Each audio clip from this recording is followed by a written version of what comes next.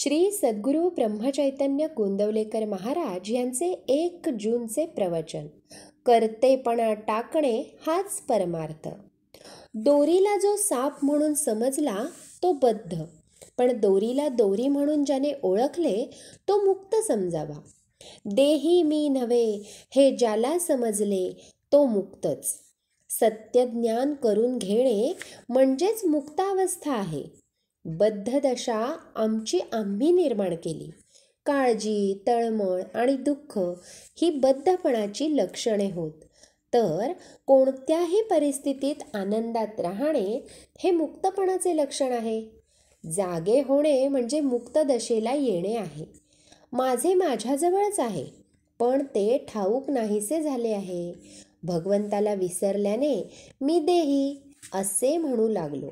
देह तर माझ्या ताब्यात नाही, तेव्हा मी देही नाही हे सिद्ध झाले. आपण कर्तेपण आपल्याकडे घेतो आणि त्याचबरोबर सुखदुःखही आपल्याकडे येते.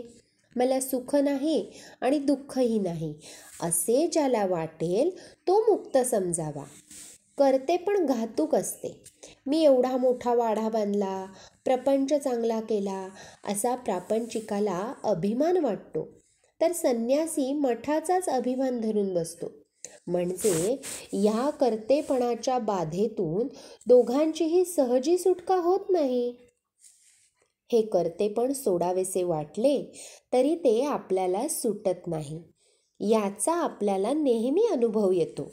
भगवंताचे अस्तित्व पटल्यानेच कर्तेपणा कमी होतो. म्हणून भगवंताच्या अखंड स्मरणात राहावे आणि भगवंत ठेवील त्यात समाधान मानावे. भगवंताच्या स्मरणाशिवाय जिथे आपल्याला सुख होते तो विषय समजावा. विषयाच्या संगतीत परमात्म्यापासून वेगळे असणे याचे नाव प्रपंच आणि परमात्म्याच्या संगतीत विषयात राहणे याचेच नाव परमार्थ. फळाची अपेक्षा ठेवून आपण जी कृती करतो ते कर्म होय, पण फळाची अपेक्षा न ठेवता आपण जे कर्म करतो ते कर्तव्य ठरते. आणि असे कर्तव्य भगवंताच्या स्मरणात करीत राहणे हाच परमार्थ. हे करीत असताना भगवंताला दृष्टीआड न होऊ देणे याचेच नाव अनुसंधान होय. समजा आपण एखादे चांगले पुस्तक वाचित बसलो आहोत. इतक्यात आपल्या पायाला एक मुंगी चावली.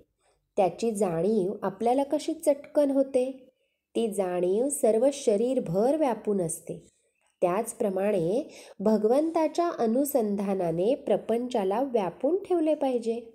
प्रपंचातला कोणताही उद्योग करताना अनुसंधान टिकवावे.